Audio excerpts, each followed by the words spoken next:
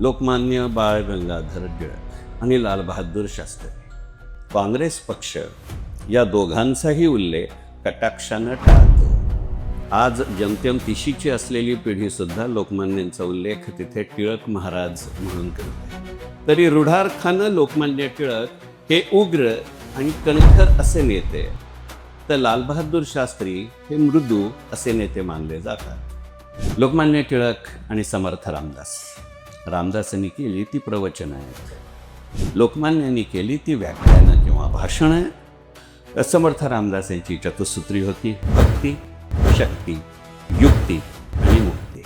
लोकमान्यांनी सांगितलेली चतुसूत्री: स्वराज्य, स्वदेशी, बहिष्कार आणि राष्ट्रीय शिक्षण. लोकमान्यांविषयी असं म्हणतात, यांच्यामुळं स्वातंत्र्य मिळालं.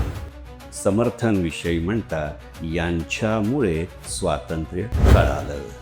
की समर्थ रामदास हे त्यांच्या काळाचे लोकमान्य टिळक होते आणि लोकमान्य टिळक हे त्यांच्या काळाचे समर्थ रामदास होते.